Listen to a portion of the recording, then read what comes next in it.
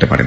প্রণয়, আপনি যেটা বলছিলেন যে আপনি একটা ছোটখাটো চাকরি করেন, জি, আপনি কিসে চাকরি করেন? বেসরকারি কোম্পানি। একটা বেসরকারি কোম্পানি চাকরি করেন। আপনি ঢাকায় কোথায় থাকেন? মানে ঢাকা শহরে তো থাকেন, কোন এলাকাতে থাকেন? ঢাকা আমি শরীয়তপুরে আছি। আচ্ছা, এবং ওকে, চলুন শুরু করা যাক। কোথা থেকে শুরু করবেন আপনার গল্প? ছোটবেলা থেকে শুরু করেন? হ্যাঁ, অবশ্যই। আমি বড় হয়েছি মধ্যবিত্ত ঘরে। আমরা 4 ভাই 5 বোন। 4 ভাই 5 বোন। জি। বাবা কি করতেন? আমার বাবা হেডমাস্টার ছিলেন। স্কুলের হেডমাস্টার? জি। আচ্ছা।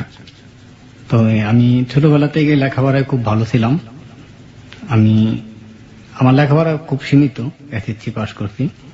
ভালো ছিলেন মানে আপনি কি? আমার জীবনে আমি কখনোই রুল 2 হয় নাই, সবসময় 1 ছিল। ক্লাস 10 পর্যন্ত আপনার রোল 1 ছিল? আচ্ছা, আর ক্লাস 5 আমি স্কলারশিপ পেয়েছি, ক্লাস 8ও। তো আপনি ক্লাস 10 পর্যন্ত পড়ে আর পড়েননি? হ্যাঁ, পড়ি নাই, এর বিধেও একটা কারণ আছে। আচ্ছা, সেই কারণটাই তো বলবো। প্রচুর ব্রেনি আপনি স্টুডেন্ট, এবং এরকম স্টুডেন্ট ক্লাস 10 পর্যন্ত পড়ে আর পড়াশোনা করলো না, এটা আসলে খুবই কষ্টের ব্যাপার। আমরা জানবো সেই গল্পগুলো। আপনি বড় হয়েছেন, আপনি গ্রামে থেকেছেন কতদিন পর্যন্ত? গ্রাম মানে মফস্বল শহর আর কি। ওখানে আপনি থেকেছেন কতদিন পর্যন্ত? ওখানেই আমার বেড়ে ওঠা।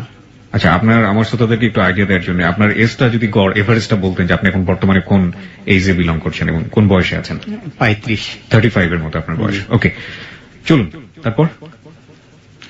আমাদের পারিবারিকভাবে আমাদের ফ্যামিলিতে একটা ঘটনা হয়, আর এই ঘটনা জানতে পারি আমার বাবা মারা যাওয়ার পর। আমার বাবা মারা যায়, আমি তখন ক্লাস 9-এ পড়ি। আমার বাবা আত্মজীবনী। কিভাবে মারা যান উনি? নর্মালি মারা যান নাকি হার্ট স্ট্রোকে মারা যায়? হার্ট স্ট্রোক করেছিলেন? জি। পরিবারে কোনো সমস্যা ছিল? না, পরিবারে তেমন একটা কোনো সমস্যা ছিল না। আচ্ছা, আগে বললাম আমি মধ্যবিত্ত ঘরের সন্তান। তো তার ডায়েরি থেকে আমি পাই। উনি কি ডায়েরি লিখতেন? হ্যাঁ। আচ্ছা। আমাদের ফ্যামিলিতে, আমার ফ্যামিলিতে একটা, আমি যখন ছোট তখন একটা ঘটনা ঘটছিল। আমার বড় বোন, আমার বড় 3 বোন, ওখানে এক বোনের সাথে আমার চাচাতো ভাইয়ের সম্পর্ক ছিল। সেই সম্পর্ক চাচাতো মানে আপন চাচাতো ভাই? আপন চাচাতো ভাই। আচ্ছা। সম্পর্ক থাকার পর তাদের একটা বাচ্চা হয়, এটা বিয়ে হওয়ার আগে। মানে আপনার বড় বোনের সাথে আপনার চাচাতো ভাইয়ের একটা সম্পর্ক ছিল, এবং সামাজিকভাবে এটা একটা অবৈধ সম্পর্ক। হ্যাঁ। এবং যেটা বলছিলেন যে ওই সম্পর্কের বদৌলতে তারা বিয়ে হওয়ার আগেই আপনার বোন মা হয়ে যান, তাই তো? যখন প্রেগনেন্ট হয় তখন থেকে আমাদের ওই 2 ফ্যামিলিতে একটু এটা কখনোই মীমাংসা হয় নাই, তখন থেকে আর কি শত্রুতা হয়। আপনার বাবারা কয় ভাই ছিলেন? 4 ভাই। এটা বাকি সবাই জানতেন যে এই কারণে আপনার বোন এরকম? হ্যাঁ। আচ্ছা, আপনার বোন অন্তঃসত্ত্বা হওয়ার পর আপনারা কি করেন? তারপর আমার বাবা এমনি গ্রাম্য সালিশ করছে, আর এমনি সরকারি কোনো কেস করে নাই, গ্রাম্য সালিশ করছে। করার পরে এটা যখন না মিটছে, তখন আমার বাবা আমরা একসাথে ছিলাম, ওরা ওখান থেকে জমি জায়গা বিক্রি করে আমরা আলাদা জায়গায় বাড়ি করি। আর বোনের ক্ষেত্রে বোনকে কি করেন? বোন মনে করেন লেখাপড়া করতো, এখন বর্তমান প্রাইমারি স্কুলের টিচার। এখন তারপর অন্যত্র বিয়ে। ছেলেটা তো ওকে লাভ করতো নাকি? মানে লাভ করতো, কিন্তু মানে নেয়নি, অস্বীকার করেছে। ঠিক আছে। আর এই ঘটনা আপনারা কি করলেন তখন? আপনার বোন তো অন্তঃসত্ত্বা ছিলেন, আপনারা কি কোনো অ্যাবর্শন করা বা কোনো কিছু? না, অ্যাবর্শন করানো হয় নাই, বাচ্চা পৃথিবীতে এসেছে। যে স্টেজে আপনারা জেনেছিলেন, তখন তো ইচ্ছে করলে আপনারা আপনাদের সম্মানের দিকে তাকিয়ে বেবিটাকে পৃথিবীতে নাও আসতে দিতে পারতেন। এটা ঠিক, কিন্তু আমার বাবা এটা মানে নাই। আপনার বাবা চেয়েছিল আসুক? হ্যাঁ, আসুক, সেটা যেভাবে আসুক, যেন পৃথিবীর আলো দেখতে পারে, এবং এখনো সে বেঁচে আছে। এবং সে কি জানে এইসব ব্যাপারটা? সে জানে না, সে বড় হয়ে উঠছে। সে তার বাবার কথা জিজ্ঞেস করে না তার বাবাকে? সে জানে যে আমার বড় বোনের মেয়ে, এখনো সে জানে। সে বাবার কথা জিজ্ঞেস করে না? তার বাবা ওই আমার বড় ভগ্নিপতি, তাকে বাবা বলে ডাকে। ও, আচ্ছা। আপনার বড় বোনের বিয়ে হচ্ছে? হ্যাঁ।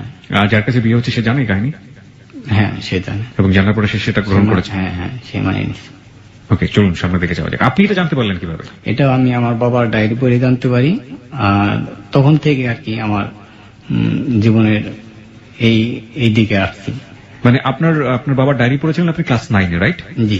ক্লাস 9-এ আপনার বাবার ডায়েরিতে কি লেখা ছিল? আপনি একটু আমাকে। লেখা ছিল এটাই যে আমার নিজের রক্ত আমার সাথে এরকম করলো, আমার ছেলেরা যেন এটার কোনো নেয় আর কি। প্রতিশোধ নাই। হ্যাঁ, প্রতিশোধ ডাইরেক্ট লেখা নেই, মানে এটার জন্য কোনো ফয়সালা করে এরকম আর কি। আচ্ছা আচ্ছা। তো তারপর থেকে আর কি আমার সিদ্ধান্ত আমি নেই যে আমি লেখাপড়া করি বা না করি, আমি এটা প্রতিশোধ নেব। আমার মধ্যে একটা প্রচুর জেদ সৃষ্টি হয়, আর জেদ সৃষ্টি হওয়াতেই আমার একটা চাচাতো বোন ওই মুহূর্তে আর কি পৃথিবীতে আসে, খুবই ছোট। যে ভাই, যে চাচাতো ভাই আপনার এই দুর্ঘটনা ঘটিয়েছিল, হ্যাঁ, তারই আর আরেক একটা বোন। ছোট বোন পৃথিবীতে আসে। হ্যাঁ, পৃথিবীতে আসে। আমার টার্গেট থাকে যে না, তাকে আমি যেভাবে পারি আমার আয়ত্তে নিয়ে আসবো। এবং যে কাজটা আপনার বোনের সাথে হয়েছে আমি সেই সেটাই কাজটা আপনি তার সাথে করবেন। তারপর সে আস্তে আস্তে ক্লাস 6 যখন পড়ে তখন থেকে ছোটবেলা থেকে তাকে আমি গোসল করানি, স্কুলে নিয়ে যাওয়া নিয়ে আসা। আর আমাদের ছোটবেলায় তো আমার এই ঘটনা ঘটে আমার বোনের সাথে, ওটা আস্তে আস্তে প্রায় সবাই ভুলিয়ে যাওয়ার পথে। তখন থেকে ওই মেয়েকে আমি সবসময় কাছে রাখি এবং আমার বিশ্বাস দ্বারা তার ফ্যামিলিতে আমি বিশ্বাস স্থাপন হই যে ও কখনো ছোট বোনের কোনো ক্ষতি করবে না। না।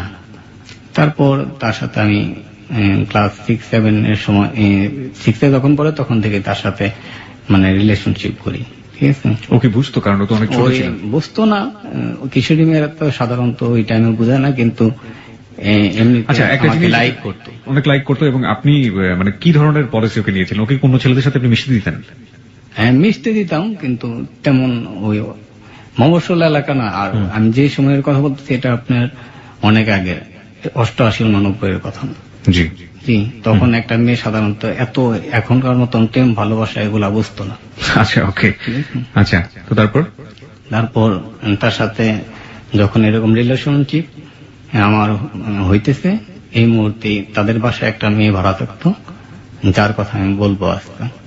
মেয়েটার নাম হচ্ছে, মেয়েটার সুন্দর নাম বলতেছি আমি, ছদ্মনাম মানে আপনি যে নামে তাকে ডাকতেন সে নামে বলবেন।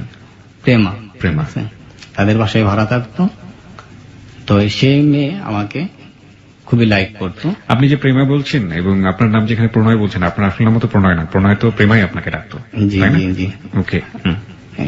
আমি চাচ্ছি না যে আমার পরিচয়টা মানে প্রচার করি। এবং শ্রোতা, আপনাকে এখন বলে রাখি কেন আমাদের প্রণয় আসল পরিচয়টা দিতে চাচ্ছে না, সেটা আপনি গল্পের শেষের দিকে এসে বুঝতে পারবেন। যে এটাকে আপনি মহৎ মনে করবেন না কি মনে করবেন সেটা আপনার একান্তই ব্যক্তিগত ব্যাপার।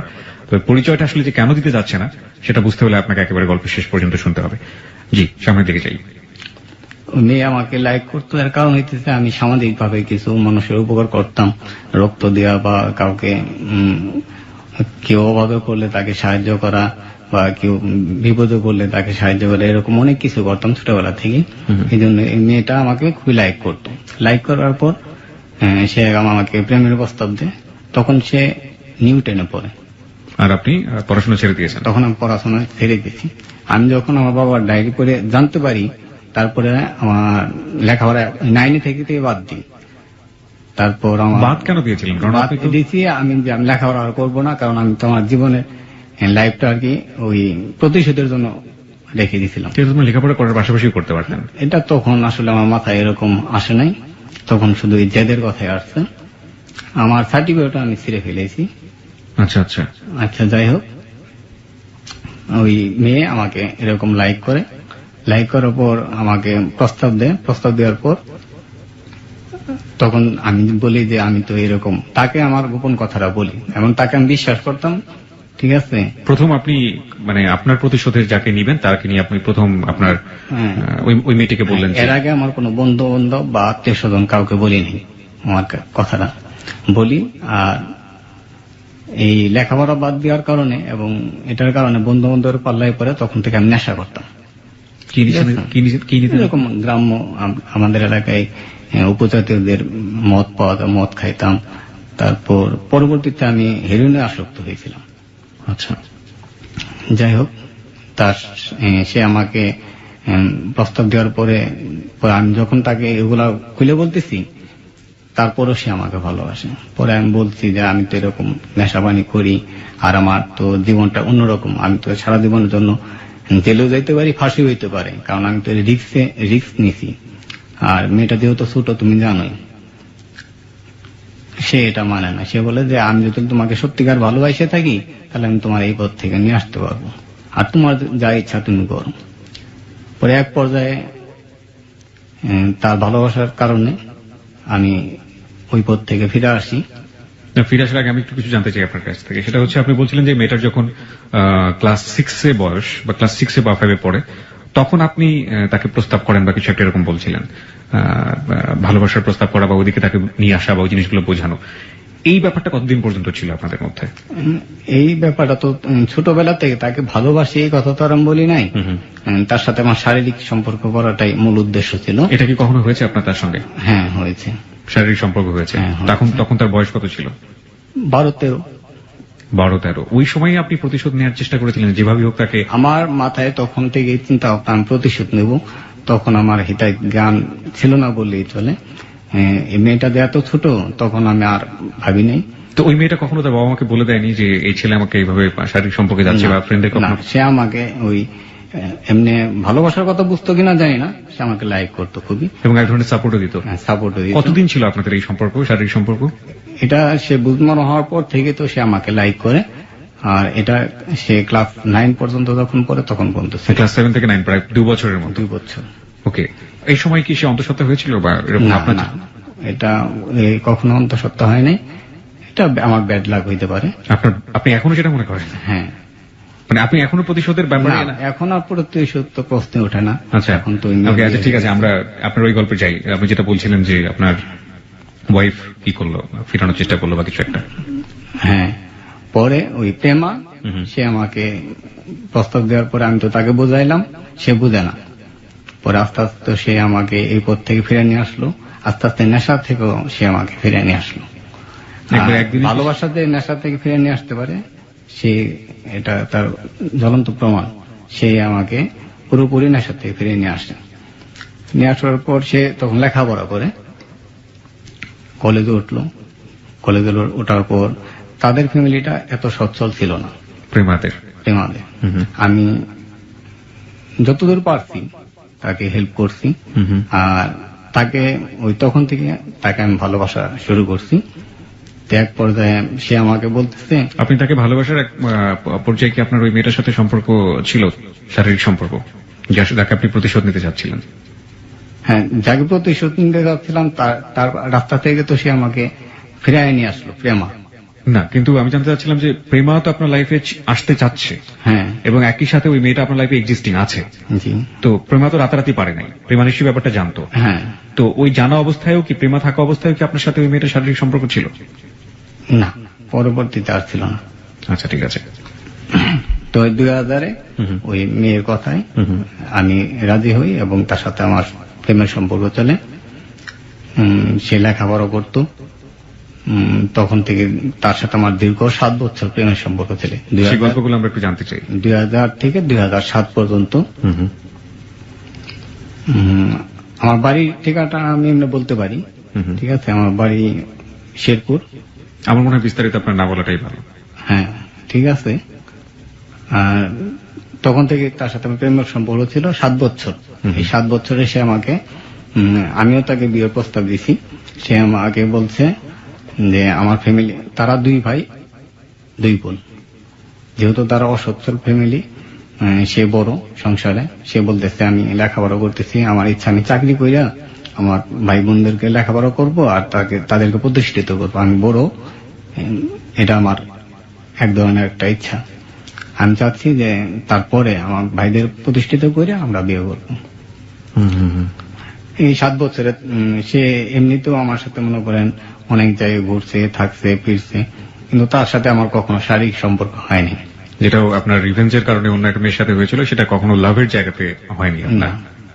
তো এক পর্যায়ে আমিও বলছি যে আমার ফ্যামিলিতে তো আমার ছোট ভাই বোন আছে, তাদেরকে আমি বিয়ে দেই, প্রতিষ্ঠিত করি, তারপরে আমি বিয়ে করব, আমার এরকম উদ্দেশ্য। আচ্ছা।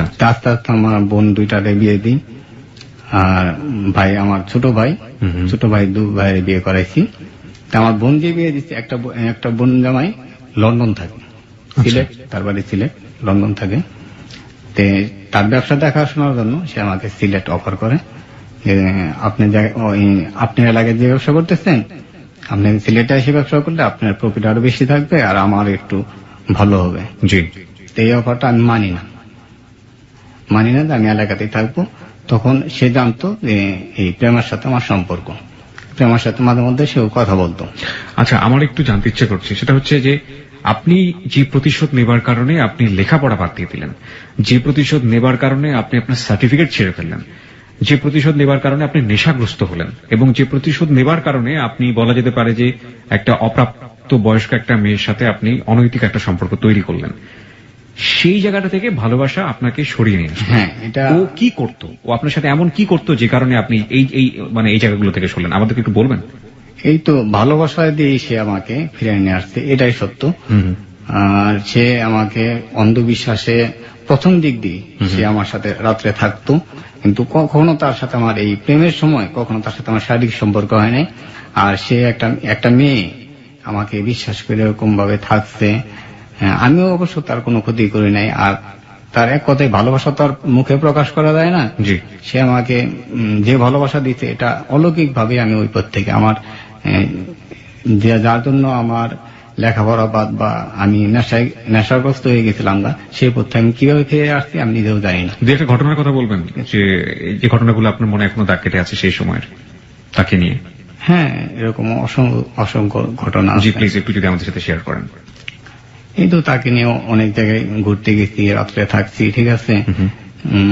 সে আমাকে সারা রাত বুকে জড়ায় নিয়ে থাকছি, কিন্তু সে আমাকে না, একটা তো ঠিক আছে ফাইন, ওটা তো একটা ঠিক আছে যে মানে ওটা হয় না, কিন্তু থাকে না ছোট ছোট জিনিস যেগুলো আপনার ভালো লাগা শুরু করলো, মানে একটা মানুষকে আপনার ভালো লাগতে শুরু হলো, এই যে ব্যাপারটা, একটা মেয়ের সাথে তো আপনার সম্পর্ক ছিলই আগে থেকে, কিন্তু তাকে আপনি আলাদা করে দেখা শুরু করলেন, এরকম ছোটখাটো ঘটনা নিশ্চয়ই ঘটে। হ্যাঁ, তাকে আলাদা দেখার কারণ আরেকটা, ওই সময় ওই যে কলেজ লাইফে লেখাপড়া করে ওই লাইফে প্রায় সাধারণত অনেক মেয়ে প্রেম করে, তার জীবনে এরকম কেউ আসে নাই। আর সে সবকিছু যায় না, আমি এরকম একটা খারাপ সিদ্ধান্ত নিয়েছিলাম, এবং কি আমি তখন নেশা করি, তারপরও সে যে আমাকে এভাবে ভালোবাসে, এই কারণেই তার প্রতি আমি বেশি দুর্বল হয়ে পড়ি।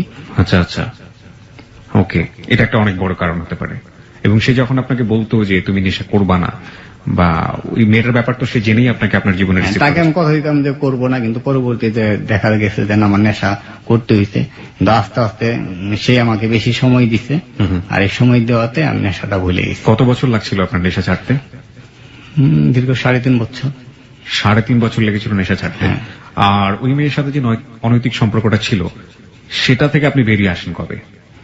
সেটাতে বেরিয়ে আসছি আপনার 2000 লাস্টের দিকে। আপনি ফাইনালি সিদ্ধান্ত নিলেন যে আপনি এটা করবেন না? করবো না। সে আমাকে বোঝাইতে সক্ষম হয়েছে যে তুমি যে এটা করতেছো, তোমার তো পরবর্তীতে জীবন আছে, তোমার চাচাতো ভাই যে ভুল করছে, এটা তো আমার মাথায় আগেও আসছে, কিন্তু মাথায় কেস করে না। কিন্তু সে যখন আমাকে তার ভালোবাসা দিয়ে বুঝাইছে যে তোমার তো পরবর্তী জীবন আছে, তুমি যে এই কাজটা করতেছো, তুমিও তো ভুল করতেছো।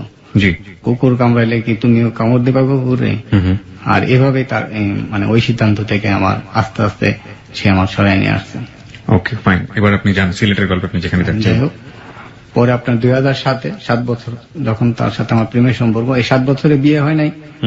বললাম তো আমার ফ্যামিলিকে আমি প্রতিষ্ঠিত করব, তার ফ্যামিলিকেও সে প্রতিষ্ঠিত করবে, তারপর আমার বিয়ে করব। তখন যখন আমি সিলেটে যাইতে চাইলাম, সিলেটে যাইতে আমি চাইনি, কিন্তু তখন আমাকে বোঝাইলো যে না, This track was downloaded from FusionBD.com. না তুমি সিলেটে যাও, ঠিক আছে। আপনাকে আপনার প্রেমা বললো যে তুমি সিলেটে যাও? হ্যাঁ। কেন? তুমি সিলেটে গেলে তুমি আরো উন্নতি করতে পারবা বেশি। আচ্ছা। যেহেতু তোমার ভগ্নিপতিরা পয়সা আলা, আর ওখানে ব্যবসাটা পাথরের ব্যবসাটাও তোমার ভালো, তুমি যাও সিলেটে যাও। পাথরঘাট নদী থেকে পাথর তুলে যে বিক্রি করে? আচ্ছা আচ্ছা। পরে আমি সিলেটে যাব সিদ্ধান্ত নিলাম, কিন্তু যখন যাওয়ার প্রস্তুতি নিচ্ছি তখন সে আমার বলতেছে যে আমার একটা কথা আছে। কি কথা? যে আমাকে বিয়ে করে যেতে হবে। মানে তুমি সিলেটে যাও ঠিকই, কিন্তু তুমি আমাকে বিয়ে করে তারপরে সিলেটে যাও। আচ্ছা। পরে আমি বললাম যে আমাদের তো সিদ্ধান্ত ছিল যে পরে বিয়ে করব, তোমার ভাই বোন তো লেখাপড়া করতেছে, তাহলে এই মুহূর্তে আমাকে বিয়ে করে যাইতে হবে। পরে ভাবলাম যে ভালোবাসি যেহেতু, তাহলে তো বিয়ে করে দেওয়া উত্তম। তখনই তাকে নিয়ে আমি সিলেট চলে যাই। তাকে নিয়ে আপনি চলে যান? মানে বিয়ে করেননি, কিন্তু ওকে নিয়ে চলে গেলেন? আরেকটা কথা বলা বাদ আছে, এটা 2007-এর ঘটনা। তো তখন সে লেখাপড়াও করে অনার্সে, এবং তাকে আমি একটা চাকরি নিয়ে দিই সরকারি সমাজসেবা অধিদপ্তরে। আপনি কিভাবে চাকরি নিয়ে দেবেন? কারণ আপনি তো মানে ক্লাস 9 পর্যন্ত পড়াশোনা করেছেন। আমাদের গোষ্ঠীগত আমরা একটু প্রভাবশালী, আমাদের মফস্বল থানায়, ওইভাবে আর কি তখন বিভিন্ন লিয়াজি করে, দুই নাম্বারি করে, হ্যাঁ ওটাকে যেটা বলে আর কি, মানে জি, নরমালি দুই এটা নাম্বারি করে আসলে- টাকা পয়সা এটাই ঘুষ টুস সত্য। দিয়ে ঠিক আছে, এভাবেই ম্যানেজ করেছিলেন। জি। ওকে, তাকে চাকরি নিয়ে দিলেন এবং দেওয়ার সে পরে কর্মস্থলেও থাকে, মাঝে মধ্যে আপনার ক্লাস করে, অনার্সে তো পড়ে। আচ্ছা, ওটা আপনার ওভাবে আসলে বলা ঠিক না, যেহেতু অনেকেই শুনতেছে লিসনাররা, আপনার ওই মামাদের, ভার্সিটির মামাদেরকে টাকা পয়সা দিয়ে ক্লাস না করেও হাজারা দিতে পারে, এটা সত্য আসলে। ঠিক আছে, ওকে, আসলে সব সত্য এখানে উদ্ঘাটন হোক। ওকে, যাই হোক, তারপর তারপর সে চাকরি অবস্থায়, তখন আর কি আমি যখন সিলেটে যাব, তখন সে ছুটি নিল 1 সপ্তাহ, যেহেতু সরকারি চাকরি, আমার সাথে সিলেট গেল। তারপর সিলেটে আমরা বিয়ে করলাম, সেটা আপনার 2007-এর আপনার 14 এপ্রিল। পরিবারকে না জানিয়ে। পরিবারকে না জেনে শুধু আমার সিলেটের ভগ্নিপতি, সিলেটের বোন, আর সিলেটে আমার এক বন্ধু, এই তো। পরিবারকে জানাননি কেন? মানে ফ্যামিলিকে জানলে কি সমস্যা ছিল? ফ্যামিলিকে জানাইলে আমাদের চাহতো বাইনচারি আছে, হুম হুম, তারা একটু প্রভাবশালী, আর ফ্যামিলি আমার ফ্যামিলির মানে নিত না, হুম হুম। এই কারণে আসলে তখন পরিবারকে জানানি হয়নি। আচ্ছা, আর আপনি বলছিলেন যে মেয়েটার কথা, যে মেয়েটার প্রতি আপনার প্রতিশোধ নেবার কথা ছিল, ওই মেয়েটা তো ছেলে বলতে আপনাকেই বুঝতো, কারণ আপনি তাকে হ্যাঁ। ছোটবেলা থেকে পেলে বসে বড় করেছেন। তো আপনি যখন একটা মেয়ের সাথে, আপনার প্রেমের সাথে মেশা শুরু করলেন, তখন ওই মেয়েটা আপনাকে জেলাস ফিল করতো না, বা আপনাকে ওটা হ্যাঁ করতো, কিন্তু আমি তাকে অন্যভাবে ম্যানেজ করে নিয়েছি, যে আমি আর পাপ করব না, যেটা আমি যে পথে গেছিলাম, আসলে মানুষ যেন এই পথে না যায়, যে এরকম একটা ছোট মেয়ের সাথে যে আপনি মানে যার সাথে এটা করেছিলেন তাকে আপনি বলেছিলেন যে তোমার সাথে আমার উদ্দেশ্য এটা ছিল? হ্যাঁ, তাকে পরবর্তীতে বলছি। ঠিক আছে। আর আপনি যেটা বলছিলেন যে আপনি ভালোবেসে বুঝতে পারলেন যে আপনি অন্যায় করছেন, এবং জীবনের একটা পর্যায়ে গিয়ে যে মেয়েটার সাথে আপনি অনৈতিক সম্পর্ক করেছেন, সেই মেয়েটাকে আপনি খুলে বললেন যে আমার আসলে ইচ্ছা ছিল তোমাকে এটা করার, তাই তো? জি। আপনি চাচাতো বোন। তারপর তার প্রতিক্রিয়া কি হয়েছিল? সে অনেক এমনি তো আফসোস করছে, আর সে যখন বুঝতে পারছে, ঠিক আছে, আমি তার কাছ থেকে মাপ চাই নিছি, সে মন থেকে মাপ করছে কিনা জানি না, কিন্তু তার কাছ থেকে আমি বলছি যে আমি তো তোমার সাথে অন্যায় করছি, তুমি তো বুঝো নাই, আর এটা খুবই গুরুতর অন্যায়, আর এই জন্য তার কাছে আমি, তোমার কাছে আমি খুবই মাপ চাই, আর যা করছি এটা তুমি আমার একদম মন থেকে মাপ করে দিবা। পরে সে আমাকে মাফ করে দিচ্ছে এক পর্যায়ে। আচ্ছা আচ্ছা, মুখে মাফ করছে, অন্তর থেকে করছে কিনা জানি না। ওকে, ও আপনাকে জিজ্ঞেস করে নাই যে আমার দোষটা আসলে কোথায় ছিল? দোষ তো করছে আমার ভাই। হ্যাঁ, সে এটা বলছে। আপনি তাকে খুলে বলেছিলেন যে আমার ফ্যামিলির সাথে তোমার ভাই হ্যাঁ, এরকম এটা করেছে? বলছি, তাকে খুলে বলছি, এগুলা ডিটেলস সব বলছি তাকে, আর বলার পরে সে হয়তো আমার মনে হয় যে মন থেকে সে আমার মাফ করে দিচ্ছে। বর্তমানে ওর সাথে আপনার কথাবার্তা হয়, দেখা দেখি হয়? বর্তমানে আসলে আমি যে কাহিনীটা বলতেছি, লাস্টে বলবেন, আমার মানে অতীত জীবনের কোন ফ্রেন্ড সার্কেল, আত্মীয় স্বজন, কার সাথে আমার এখন যোগাযোগ নাই। ঠিক আছে, চলুন সামনের দিকে যাই। সিলেটে গেলেন, আপনি বিয়ে করলেন প্রেমাকে। হ্যাঁ, ওকে, তারপর? বিয়ে করার পর সে বাসরাত্রে এসে আমারে বলতেছে যে তোমার জীবনের উদ্দেশ্য তো ছিল অন্যরকম, হুম হুম, তাহলে তুমি আমাকে কেন বিয়ে করলা, সে আমারে বলতেছে। তা আমি বললাম যে আমি আসলে তোমার বিয়ে করছি 3টা কারণে। 3টা কারণ, ওকে। আর এই 3টা কারণে, একটা কারণ হইতেছে যে হুম হুম, বলেন। তুমি যে আমাকে এরকম ভালোবাসা, হুম হুম, আমার জীবনের যে একটা জি। খারাপ জেদ ছিল, জেদ থেকে ফিরে নিয়ে আসছো, হুম হুম, প্লাস তুমি আমার নেশা থেকে যে ফিরে নিয়ে আসছো, জি। এটা একটা কারণ। আরেকটা কারণ হইতেছে যে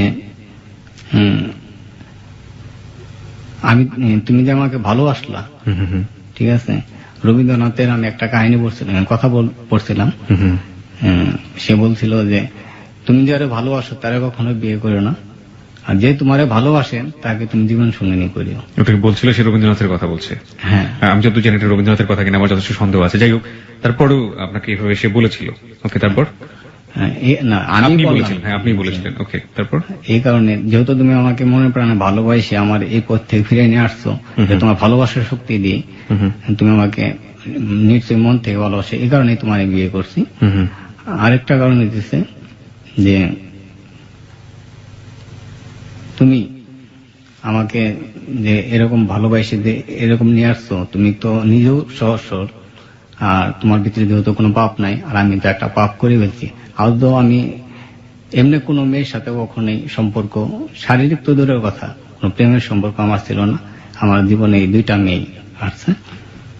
আমি চাইনি, আমি তো এটা পাপ করছি, আর আল্লাহ মাফ করবে কিনা তাই না। যেহেতু তুমি সত্যি এবং সহসর, তোমার বিয়ে করে দিলে আমি আর থেকে আল্লাহর কাছ থেকে যে পরিত্রাণ পাই, এই জন্য তোমার আমি বিয়ে করছি। ঠিক আছে। জি। তারপর আমরা 7 দিন ছিলাম। আমি তো থাকি গেলাম, তাকে আমি গাড়িতে উঠাই দিয়েছি, সে এসে বসছে বাড়িতে? কর্মস্থলে। আচ্ছা, কর্মস্থলে। হ্যাঁ। আসার পর আমি সিলেটে, তো ফোনে কথা হয় প্রতিদিন। তা সে আমার বলতেছে, আমার সেও নিজেও ব্রিলিয়ান, ভালো স্টুডেন্ট। ওকে। হ্যাঁ, তার ভাই বোন গুলাও ভালো, তার ছোট 2 ভাই 1 বোন, জি। তারাও লেখাপড়া করে। তো সে আমার বলতেছে যে আমার ভাইদেরকে যদি আমি ভালো কোনো স্কুলে ভর্তি করে দিতে পারতাম, আমি তো বেতন পাই সামান্য, যে বেতন পাই সেটা দিয়ে আমার সংসার চলে না। তার বাবা তখন কাজ করে না কোনো কিছু, তার বাবাই একমাত্র উপার্জনক্ষম ছিল, তার ভাইরা তো লেখাপড়াই করে। তাই সে এখন তার সংসার চালায়। তাই আমার সংসার চালাইতে গেলে তো আমি ভাইদেরকে লেখাপড়া করাইতে পারবো না। আচ্ছা। তাই তুমি যদি হেল্প করো তাহলে আমি তাদেরকে ভালো স্কুলে ভর্তি করাই দিতে পারি। তখন তারা মফস্বল স্কুলে লেখাপড়া করে। আচ্ছা। বললাম ঠিক আছে, তুমি করো, আমি তোমার এগুলা হেল্প করবো। তখন তার ভাই বোনদেরকে ভালো স্কুলে ভর্তি করাইলাম, তারা লেখাপড়া করতেছে, সে চাকরি করতেছে, মাঝে মধ্যে আমি আসতেছি, এসে থাকি। তো থাকি হইতেছে আমার এক ফ্রেন্ডের বাসায়। আচ্ছা। তখন তো প্রকাশ করিনি, তো আমার এক ফ্রেন্ডের কাছে প্রকাশ করে তার বাসাতে আমরা থাকি, আপনারা 2জন থাকি। তো এক সময় সে আমাকে খুব তাগিদ দিতে থাকলো যে তুমি এসে পড়ো, তোমার সিলেটে থাকা দরকার নাই, তুমি এখানে চলে আসো, চলে আসো। আপনার আমরা এলাকায়। আপাতত যেহেতু আমি আমার কর্মস্থলে আছি, আমি তো বাড়িতে থাকি না, তুমি এখানে যে কোনো একটা কর্ম করো, আর প্লাস আমরা একসাথে থাকবো। আচ্ছা।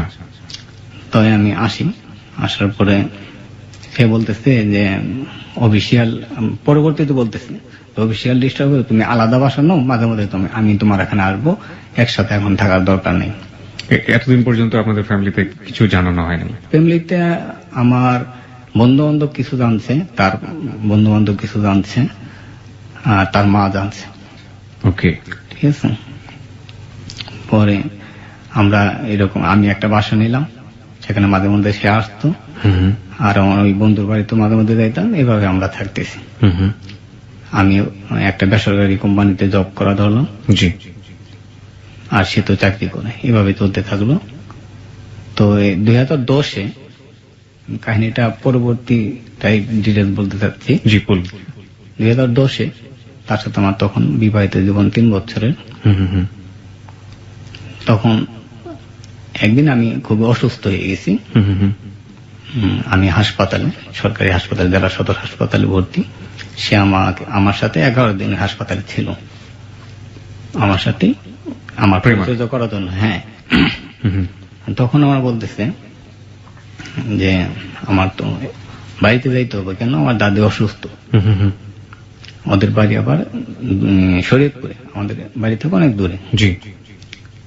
পরে বললাম যাবা, তোমার দাদির ওষুধ, তুমি যাবা না, বাঁচে না না মরে, তোমার যাওয়া দরকার। তা তুমি যে এরকম অসুস্থ, তুমি যাও, 2 দিন থেকে এসে পারবা।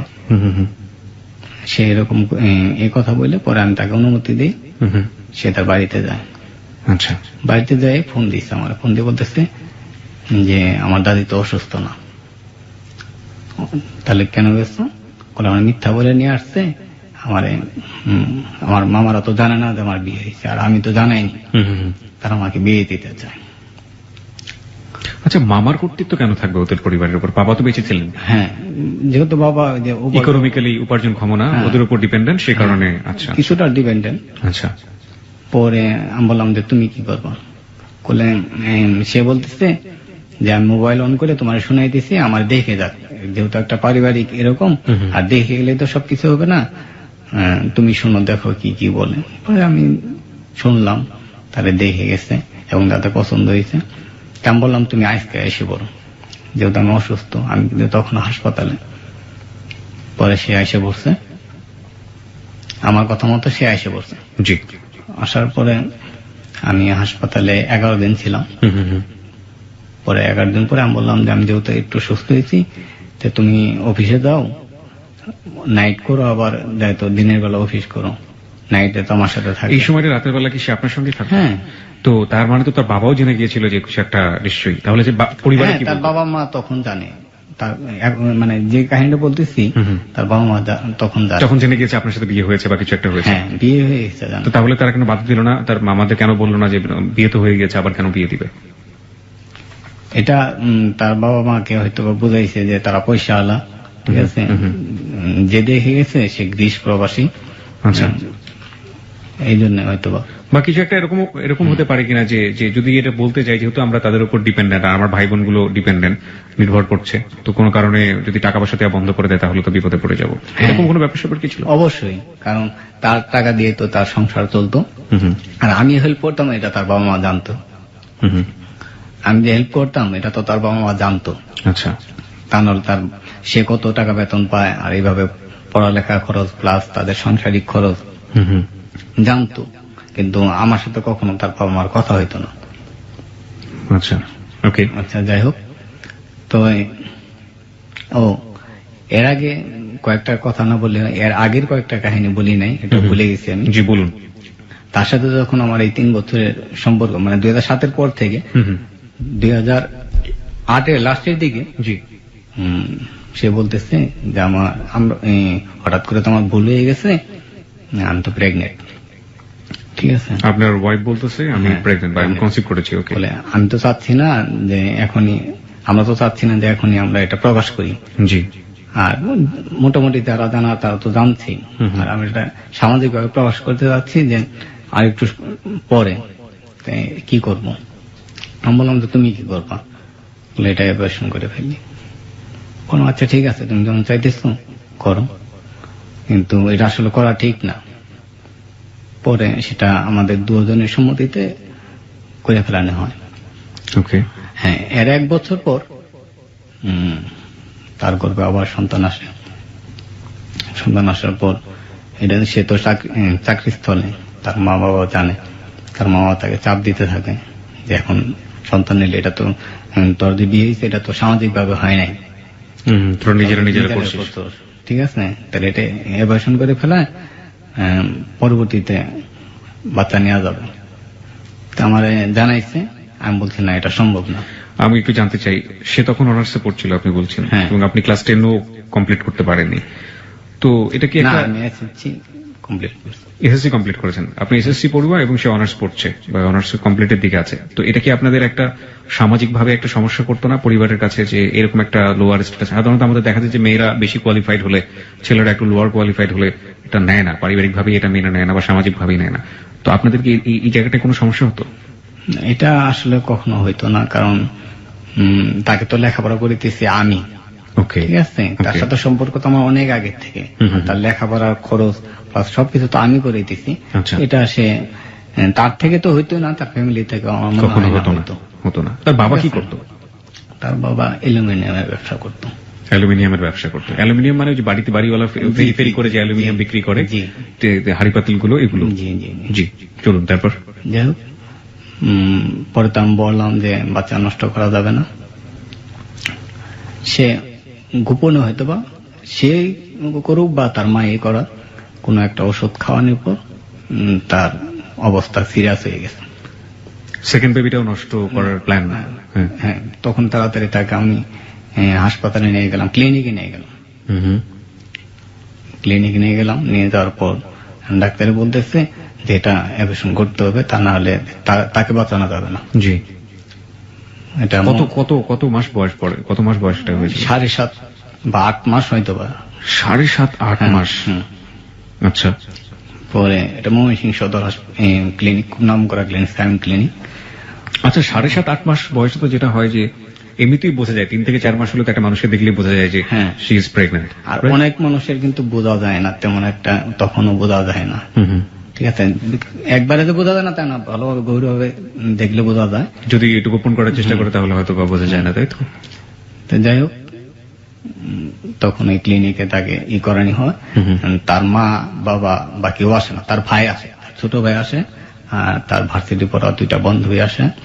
যেহেতু তারা হোস্টেলে থাকে, তারা রাত্রে থাকতে পারে না, আমি থাকি। ওকে। আর এই থাকা অবস্থায় একটা ছেলে একটা মেয়ের এরকম করলে কিরকম হয়তো জানেনি। এই সমস্ত সেবা যত্ন আমাকেই করতে হয়েছে। বাস, তাকে আপনি তাকে ধরলেন না, তুমি করলে কেন অপারেশন? ও কি বলেছিল? তখন তো সে অসুস্থ, তখন তার বলিনি। পরবর্তীতে বলছি, সে বলছে আমি জানি না, এটা আমার মা হয়তো এই করতে, আমিও চাইনি।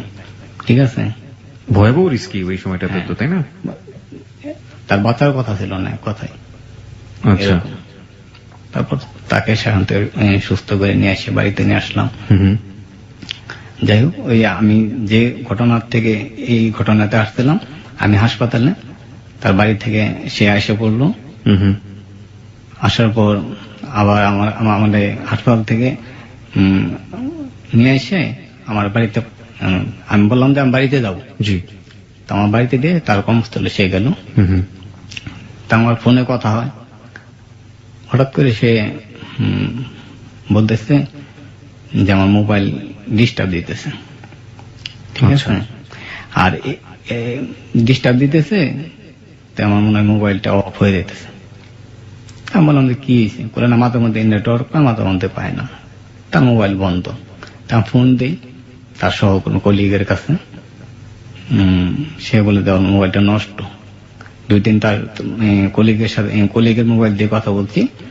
3য় দিন সে নাই। ও তখন কোথায় থাকতো? সে তখন জেলার নামটা বলেন আমাকে। শেরপুর। শেরপুর। আর আপনি তখন কোথায় থাকতেন? আমাদের ওই শেরপুরের একটা থানায়। তো ইচ্ছে করলে তো আপনি পাশাপাশি গিয়ে দেখে আসতে পারতেন, যোগাযোগ করতে পারতেন। হ্যাঁ, কিন্তু আমি তো অসুস্থ। আচ্ছা। যেহেতু মোবাইল তার তখন, এখন তো মোবাইলের যুগ, জি। তার তথ্য তো নিতেই পারছি। পরে তার মোবাইল বন্ধ, তার কলিগ বলতেছে সে তো নাই, কই গেছে বলে যায়নি। আমার মনের মধ্যে একটা বাড়ি মারছে তখন, এই ফার্স্ট টাইম আপনি সন্দেহ করা শুরু করলেন। কতদিন পরে এটা, মানে সন্দেহের জায়গাটা কতদিন পরে আসলো? বিয়ের কতদিন পর? 3 বছর পর। বিয়ের 3 বছর পর। ওকে, যান। তারপর আমি ওই অসুস্থ শরীর নিয়ে শেরপুরে আসি। আসার পর দেখি তো সে নাই। তা আমার বিশ্বাস হয়তো বা মোবাইল নষ্ট, কিন্তু সে তখন ময়মনসিংহে তাকে পড়ায়, হয়তো বা কোনো দরকারে ময়মনসিংহ গেছে, লেখাপড়া কোনো দরকারে। জি। তাই ময়মনসিংহ আসি ওই অসুস্থতা নিয়েই। আসে সে ময়মনসিংহ যেখানে যেখানে থাকে খোঁজ করি, কিন্তু তাকে পাই না। জি। যখন পাই না তখন আমার আর একটু সন্দেহ, সে গেল কোথায়, সে তো আমাকে না বইলা কোথাও যায় না। জি। তাহলে হঠাৎ করে সে এরকম গেল, আমার ফোনও দেয় না, আমার কেমন জানি লাগতেছে। জি। পর আমি আবার শেরপুরে চলে আসি, এসে তার অফিসে আমি যাই। যাওয়ার পর তার অফিসের যে বস, জি, পরিচালক যে সমাজসেবা অধিদপ্তরের, উনি এবং অফিসের কলিগরা জানতো আমাদের ব্যাপারটা। আচ্ছা আচ্ছা। তারা জানতো যে আপনাদের মধ্যে আপনার হাজব্যান্ড ওয়াইফ। হ্যাঁ, এটা জানতো তারা। ওকে। পরে তার বস বলতেছে যে তার গতিবিধি কিরকম, ভালো ঠেকতেছে না, আপনি দেখেন, সে হয়তো বা তার দেশে যাইতে পারে। ওকে, তার দেশটা কোথায় ছিল? শরীয়তপুর। ওকে। তা আমি শরীয়তপুর কখনো যাইনি। তার তার নিজের দেশে বাড়ি হলে কি, আমি কখনো যাইনি, কারণ তারা আমাদের এলাকায় থাকে একবারে ছোট থেকে। আচ্ছা। এই জন্য আর যাওয়া হয় না। তারাও যাইতো 3-4 বছর পর পর। পর 2010-এর 2 মে আমি শরীয়তপুর যাই। 2010 সালের 2রা মে আপনি শরীয়তপুরে গেলেন। তার বাড়ি ঘরের ঠিকানা কোনো কিছু জানা নাই, জানি এমনি তার কাছ থেকে শুনছি যে এই থানায় থাকে আর এই গ্রামে থাকে, এইটুক ঠিকানা নিয়ে যাই।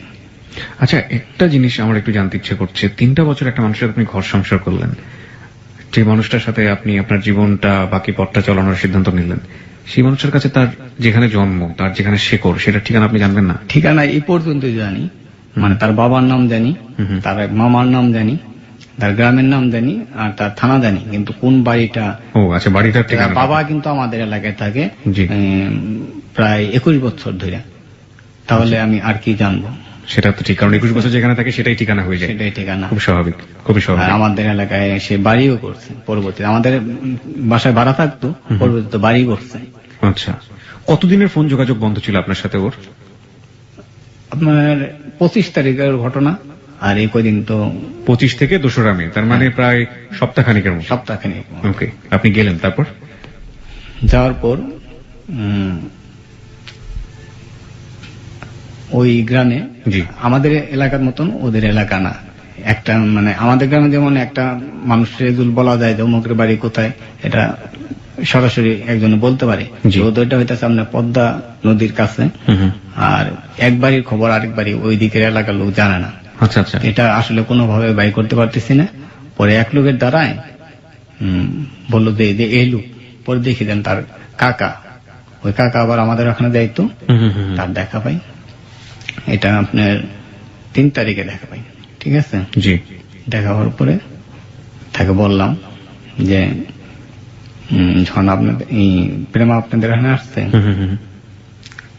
পরে বললো যে হ্যাঁ, পরে তুমি আসছো কেন? আমি যে তার সাথে আমার একটু দেখা করা দরকার। জি। পরে সে বলতেছে সে তো তোমার সাথে দেখা করবে না।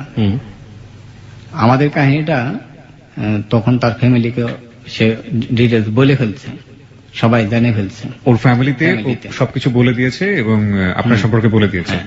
তা আমার তো সেরকম ধারণা নেই। আমি ভাবছি যে কোনো কারণে হয়তো বা তার কোনো আত্মীয় স্বজন অসুস্থ বা অন্য কোনো কারণে আসছে, আর তার মোবাইলটা বন্ধ, সে তোমার জানাইছে। কিন্তু একটা জিনিস মাঝে মধ্যে লাগতেছে যে আমার নাম্বার তো তার জানা, যে কোনো মোবাইল থেকে ফোন করতে পারতো, সেটা আমার মাথায় আসতেছে না, হয়তো বা কোনো কারণে করে নাই। পরে বললাম যে চলেন যাও, করে না যাওয়া তো যাবে না। কেন? যে সে তোমার সাথে কথা বলবে না। আপনি কি করে জানেন কথা বলবে না? তার সাথে আমার সম্পর্ক কি জানেন? বলে জানি। বলে সে এখন তোমার লাইক করে না।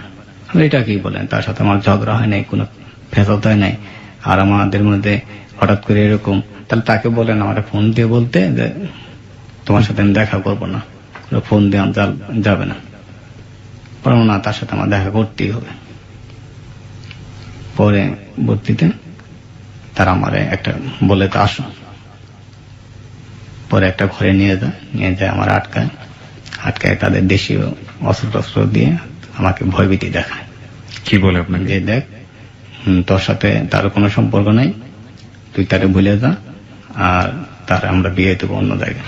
আপনি কোন ফ্রেন্ডের সাথে করে নিয়ে গিয়েছেন? না, আমি একবার একাই গিয়েছি। আমার তো এরকম কোনো বিশ্বাস ছিল না যে তার এরকম কাহিনী হবে। কিন্তু ওই যে বললাম না, একদিন সে আমাকে বলছে তাকে দেখতে আসছিল, সেটা আমি তেমন আমলে নিইনি। আচ্ছা। তাকে তো তখন থেকে মনে প্রাণে বিশ্বাস করতাম। জি। পরবর্তীতে তারা আমার ঘরে আটকায় এরকম থ্রেট দিল, ভয়ভীতি দেখাইলো। একজনের দা নিয়ে আমার গলাতেও ধরছিল, চর থাপ্পড় দিচ্ছে।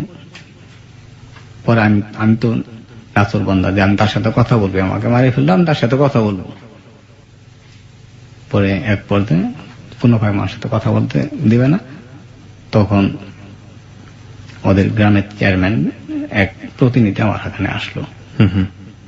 আসার পরে বলল। আসার পরে কি হলো আমরা একটু জানবো, তবে তার আগে শ্রোতা যারা আছেন তাদেরকে আরো একবার মনে করিয়ে দিচ্ছি, আপনি শুনছেন হ্যালো 8920, এবিসি রেডিওতে আপনি আছেন, এবং হ্যালো 8920 আজকে 15তম পর্ব। এই 15তম পর্বের থেকেই একটু পরিবর্তন আসছে, সেটা হচ্ছে আগামী বুধবার থেকে হ্যালো 8920 প্রচারিত হবে রাত 11:10 থেকে। আগামী বুধবার, তার মানে বুঝতে পারছেন আগামী বুধবারে আমাদের হ্যালো 8920 নিয়ে আমরা আসছি। এবং একই সাথে আপনার এই অতিথিকে যদি কোনো প্রশ্ন করার থাকে এবং অতিথি বা অনুষ্ঠান সম্পর্কে যদি আপনি কিছু বলতে চান, আপনি সেটা ফেসবুকে করতে পারবেন। আমাদের যে হ্যালো 8920 নিয়ে যে পেজটি রয়েছে এই মুহূর্তে RJ স্পেস KEBRIA, ওখানে খোঁজ করলে দেখবেন। ওখানে গিয়ে একটি স্ট্যাটাস দেওয়া আছে, show is running now, guest is Pranay, any question and any comments please write down here. এবং যেটা আপনাদের অনেক পড়া হবে। অনেকে মন্তব্য করেছেন, সেখান থেকে প্রশ্ন করেছেন, আমরা প্রশ্নগুলো প্রণয়কে করব, তো আপনি সেখানে যোগ দিতে পারেন। এবং আমাদের অনুষ্ঠানগুলোর যে প্রচারিত পর্বগুলো আছে হয়েছে, অনেকেই ডাউনলোড করতে চান, সেই ডাউনলোডের অপশন ওখানে আছে। জি, তো এলাকার প্রতিনিধি আসলো এবং আসার পরে কি করলো? আসার পরে বলতেছে আচ্ছা ঠিক আছে, যেহেতু এর মারলেও কিচ্ছু হবে না, তোমরা একটু কথা বলাও। আমি তখনও বুঝতে পারিনি যে তার বাড়িতে বিয়ের উৎসব চলছে, আমি এটা বুঝতে পারছি পরবর্তীতে। Oh my God! ঠিক আছে, পরে আমার কথা বলাইলো। আমার প্রেম আমাকে বললো যে তুমি অসুস্থ শরীরে এখানে কেন আসছো? আমরা এখানে কেন আসছি মানে তোমার 1 সপ্তাহ ধরে মোবাইল বন্ধ, আর তুমি আমার সাথে কোনো যোগাযোগ করো না, কি হয়েছে তোমার? বলে আমার এখানে একটু সমস্যা, আমার তার আবার অনার্স পরীক্ষা। ঠিক আছে, বলতেছে যে আমি 2 দিন পরে আসতেছি, তুমি চলে যাও। আমাদের এটা তুমি কি বলো? তোমার এলাকায় আমার নিয়ে আসার জন্য কত চেষ্টা করছো, আমি আসি নাই। এখন আমি আসছি, তোমার সাথে দেখা করবো না, কিছু না। বলে আমার ফ্যামিলির তো আমি জানাইনি। জানাও নাই, তুমি আমার অন্যভাবে নিয়ে যাও তোমার আর আমি আসলাম, তো তোমার এলাকার লোকজন আমার সাথে এরকম ব্যবহার করতেছে কেন, তাই না? স্বাভাবিক। আর আমার এরকম থ্রেট দিতেছে কেন? বলে এটা তো আমি জানি না। আচ্ছা ঠিক আছে, আমি এটা দেখতেছি, তুমি চলে যাও। আমার আমি চলে যাবো কেন? আমি তোমার সাথে দেখা করবো, তুমি বলো। তুমি তো আমাদের বাসায় ভাড়া থাকো, আমি বাড়ি মালিক হিসেবে তো তোমার এখানে যাইতে পারি। জি, তুমি যদি প্রকাশ না করতে চাও, বলেন এটা সম্ভব না, একটু সমস্যা আছে, তুমি চলে যাও। আমি তোমার আইসিআর ডিটেলস বলতেছি, তুমি ময়মনসিং থাকবো। ওরা বলতেছে না, আমি তোমার সাথে থাকবো, তোমার সাথে না দেখা করে চলে যাব না। পরে সে মোবাইল কাটে গেছে। এইটুক তার সাথে কথা হইলো। পরে আমারে তারা এরকম আরো করতেছে। এখন কথা তো বলাইছি, চলে যাও। আমি দেখলাম যে এখানে থাকলে আমার কোনো বিপদ হইতে পারে বেশি, তারা তো না মানে। তা আমি চলে আসলাম। আসার পরে আমি তার গ্রাম থেকে 2 মাইল পরে আমরা বাসে উঠাই দিলাম। 2 মাইল পরে আমি নামে পড়ছি। আমার সাথে তারা যে লোক দিয়ে দিছে সেটা আমি খেয়াল করিনি, যে ঠিক মতো যায় কিনা দেখার জন্য। নামে পড়ার পরে ওই তারা টের পাইছে, আমার ধরে নিয়ে থানায় নিয়ে গেছে। ঠিক আছে, থানায় নিয়ে যাওয়ার পরে থানার দারোগারে বলতেছে যে আমার মেয়েকে এই এলাকার সন্ত্রাসী, তাদের বাসায় আমরা ভাড়া থাকতাম, তারা এলাকার প্রভাবশালী ব্যক্তি, সন্ত্রাসী আমার মেয়েকে জোর করে বিয়ে করতে চায়। মেয়ের বাবা এটা বলছে? হ্যাঁ, আমার মেয়ে চাকরি করতো ওখানে, চাকরি তার অত্যাচারে সে এসে পড়ছে, সরকারি চাকরি বাদ দিতে। এখন আমার মেয়েরে বিয়ে দিছি। আমি এই ফার্স্ট শুনলাম তার বিয়ে হয়েছে, থানাতে বিয়ে দিছি। কার মুখ থেকে শুনলেন? আপনার বাবার মুখ থেকে? হ্যাঁ, বিয়ে দিছি। এখন আমার তার শ্বশুর বাড়িতে যায়, সে সন্ত্রাস করতে চায়। ঠিক আছে, এরকম বললো। জি, তবে আমি তো তখন আমার অবস্থা খুবই করুণ, যে এটা কি বলে, এটা কি শুনলাম। জি, দারোগা বলতেছে, দারোগা না ওসি সাহেবের রুমে, উনি বলতেছে তোমার কি বক্তব্য? পরে বললাম যে আসলে উনি যা বলতেছে এটা সম্পূর্ণ মিথ্যা। আপনার প্রেমার সাথে আমার একটু কথা বলান, বা আপনিই বলেন, ঠিক আছে, তাহলে বুঝতে পারবেন। আমার বিশ্বাস ছিল যে তার সাথে আমার এতদিনের সম্পর্ক, সে হয়তো বা আমার সরাসরি আমাকে কোনো কিছু বলতে পারবে না, আর এটা হয়তো বা আমার শোনানোর জন্য বলতেছে যে আমি এখান থেকে যেন চলে যাই, বিয়ের কথাটা মনে এই কারণে বলছে। আমার তখনও বিশ্বাস নেই, কিন্তু শরীর আমার ভাঙিয়ে বলছে। পরে দারোগা ফোন নাম্বার চাইল, ফোন নাম্বার দিবে না। পর দারোগা তার মামা সাথে ছিল, তার মামার একটা চড় দিছে, এই বেটা ফোন নাম্বার দিবে না, তোদের ভিতরে তাহলে কোনো ঝামেলা আছে। দারোগারে আমি আবার এই ওসি সাহেবের আমি আবার খুলে বলছি সবকিছু, যেহেতু থানায় নিয়ে এসে পড়ছে, তখন তো আমার করার কিছু নাই। তখন ফোন নাম্বার দিছে, তো দারোগার মোবাইল থেকে ফোন দিছে, কল দিছে, দিয়ে বলতেছে তুমি কি প্রেমা? বলতেছে হ্যাঁ। তুমি কি প্রণয়কে চেনো? বলে হ্যাঁ চিনি। তার সাথে কথা বলো, লাউড স্পিকার দেওয়া। সে বলতেছে দেখেন, তার বাবার বক্তব্যটাই সে খুলে বলতেছে। আমি তো অবাক। কি বলতেছে আপনি একটু সে বলতেছে যে আমি তার এলাকায় তার বাসায় ভাড়া থাকতাম, সে আমার সবসময় উত্ত্যক্ত করতো। আমি চাকরি নেওয়ার পর আমাকে উত্ত্যক্ত করে। এখন আমি এগুলা সবকিছু ভুইলা, মানে সবকিছু তার অত্যাচারে আমি আমার বাড়িতে আসছি। আমার বাবা আমার বাড়িতে বিয়ে দিচ্ছে, আমি এখন আমার শ্বশুর বাড়ি। এই কথা বললো। এই কথা বলার আগে আমি আবার তাকে বলছি যে দেখো আমি তো খুব বিপদে, আমার 1 মিনিট কথা বলতে দিচ্ছে। দেখো আমি তো খুব বিপদে, বর্তমানে থানায় আছি। তোমার আব্বা এরকম কি উল্টা অভিযোগ করতেছে, এই অভিযোগে আমার জেল হইতে পারে বা আমার কোনো ক্ষতি, বড় ধরনের ক্ষতি হইতে পারে। তোমার বক্তব্যের উপরে ভিত্তি করবে সবকিছু। তুমি একটু দারোগার সাথে কথা বলো। যখন এই কথা বলতে তখন আমি জ্ঞান হারা হয়ে গেছি তার কথা শুনে। আপনি এটা বলার পরেও সে বাবার পক্ষে কথা বলেছে? যখন বলছে তখন আমার মাথার সেন্স না গেছে, সে আসলেই এটা কোনো সত্য হয়ে গেছে, তার বিয়ে হয়ে গেছে এরকম। পরে আমি যখন সুস্থ এলাম, আমার পানি টেনে দিয়ে সুস্থ করলো। করার পর দারোগা বলতেছে, ওসি সাহেব বলতেছে, দেখো মানুষের জীবনে এরকম ঘটনা হয়, সে হয়তো তোমাকে এখন আসলেই লাইক করে না। আমি তো এটা বুঝতেই পারছি। দারোগার তো উচিত ছিল আপনার কাছে রেজিস্ট্রি বা কাবিননামা এগুলো আছে কিনা এগুলো। পরে বললো যে দেখো তোমার যে লাইফ, যে তোমার বয়স, তুমি তো জীবনের অন্যভাবে সাজাও, যেহেতু সে তোমাকে এরকম বলতে পারে, এখন তুমি এগুলা কিস করি কি করবা?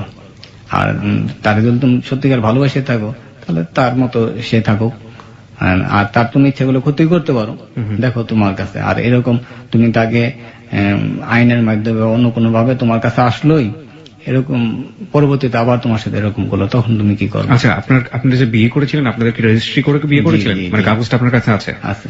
ওকে, চলুন তারপরে কি হলো? তারপর দারোগা আমার এরকম বললো যে অনেক ফ্যামিলিতে তো এরকম 7 বাচ্চার মা হওয়ার পরও তো আরেক জায়গায় আরেক ছেলের সাথে চলে যায়, এরকম তুমি মানে নাও। দারোগা আপনাকে বোঝাচ্ছে, কাউন্সিলিং করছে? আচ্ছা, এরকম বোঝাচ্ছে।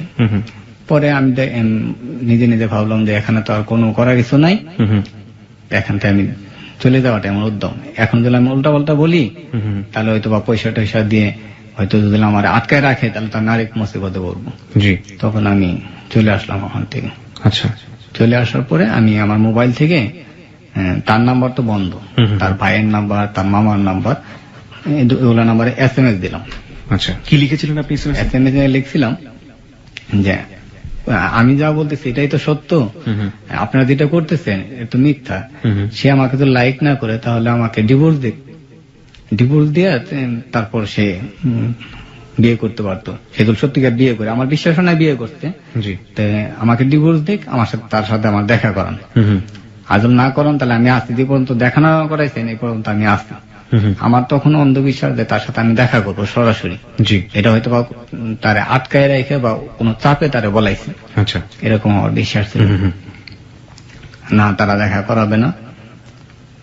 তখন আমি আরেকটা SMS দিলাম। এর মধ্যে সে আমার 1 মিনিট ফোন দিছে, তার ভাই 1.5 মিনিট কথা বলছে। বলতেছে যে তুমি চলে যাও নাহলে তোমার বিপদ হবে, ঠিক আছে? আচ্ছা, আপনার ওয়াইফ? তখন আমি বললাম যে আমার বিপদ হওয়ার যা হোক, তুমি না বলা পর্যন্ত, না দেখা করা পর্যন্ত আমি তোমার এলাকা ছেড়ে যাবো না, আমি কোনো কিছু খাবো না। আপনি জীবন মরণ হাতে নিয়ে নিয়েছেন, তোমার সাথে দেখা করবোই, যে কোনো বিনিময়। তারা যদি আমার ক্ষতি করলে করতেও পারে, আমি তো একাই আসছি, করলে করতেও পারে, তোমার সাথে আমি দেখা করবোই। জি, এরকম এই করে মেসেজ দিছি। কোনো নাই, সারা শব্দ নাই। আমি তো তার এলাকায় ঢুকতেও পারি না, কারণ তারা যদি আমাকে আবার দেখে আমাদের কোনো ক্ষতি করে। আমি আড়ালে থেকে দীর্ঘ 29 দিন পর্যন্ত তার এলাকায় ঘোরাঘুরি করতে থাকলাম। 29 দিন? তার বাড়ি খুঁজে, আমি তো তার বাড়ি এখনো চিনি না, তার বাড়ি খুঁজে বাই করবো, তার সাথে দেখা করবো। কিন্তু আপনাকে তো প্রথম দিকে চেয়ারম্যান বা ওরকম শীর্ষস্থানীয় লোক আপনাকে দেখা করিয়ে দিয়েছিল, সেই দেখাটা কোথায়? সে তো আমাকে ফোনে কথা বলা গেছে, মেয়ের সাথে দেখা করে নাই।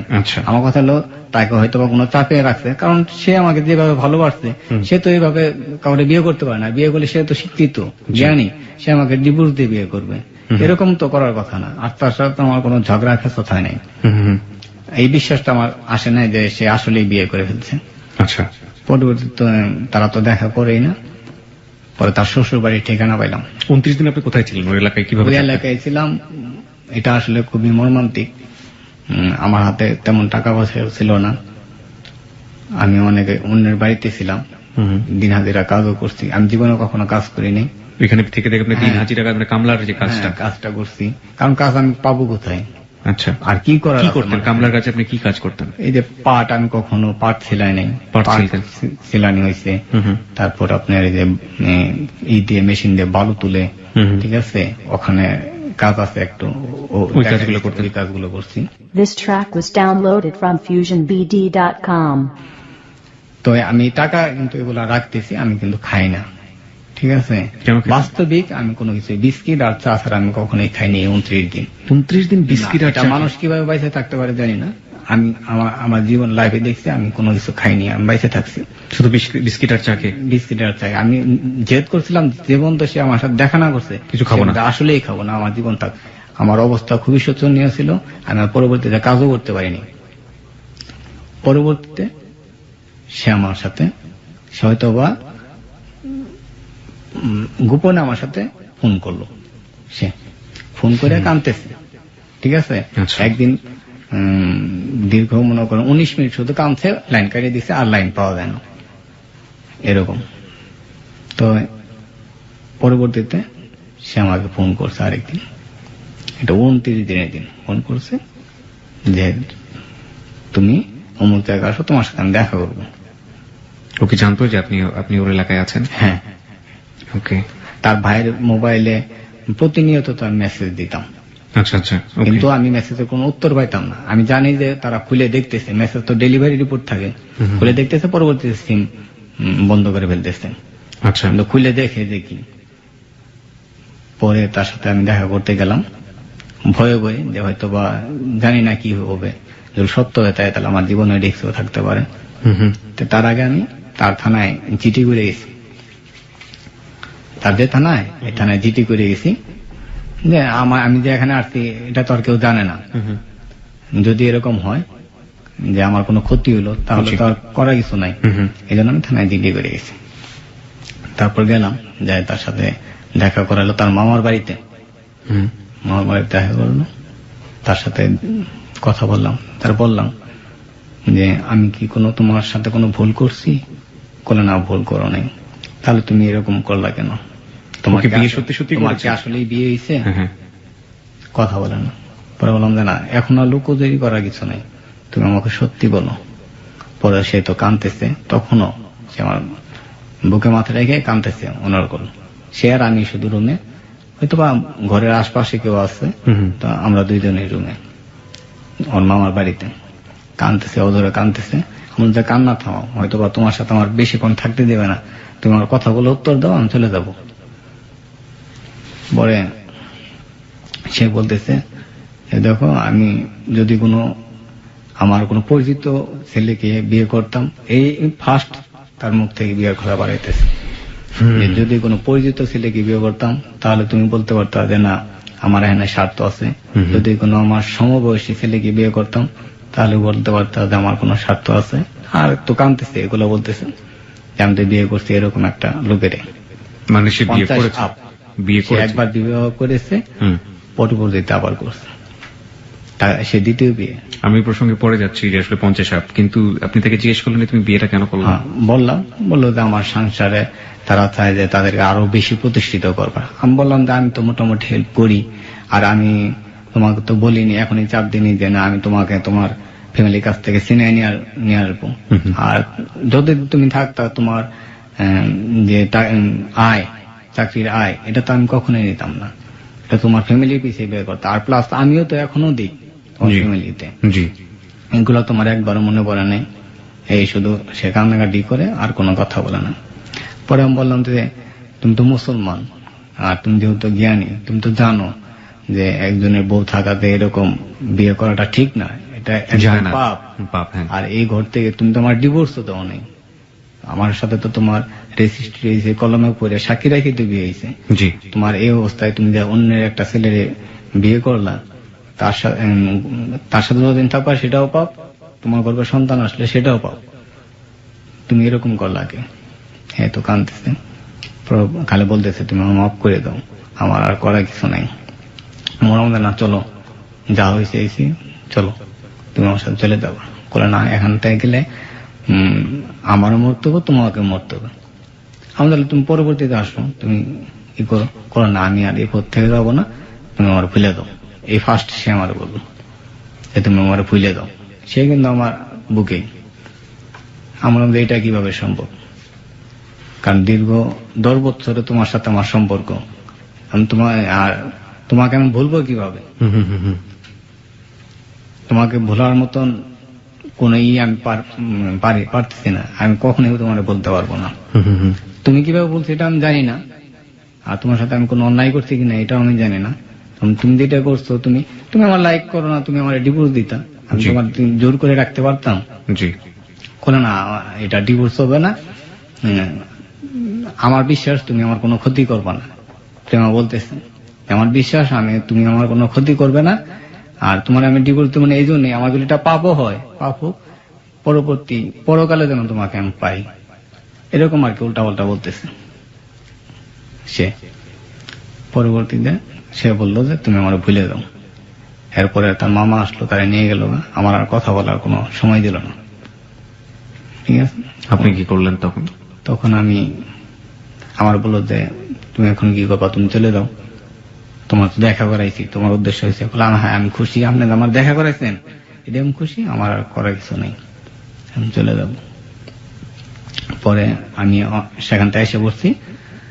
আসার পরে একদিন পরে আমার উদ্দেশ্য এখন যে না, তার থাকবো না, এটা আর সম্ভব হবে না।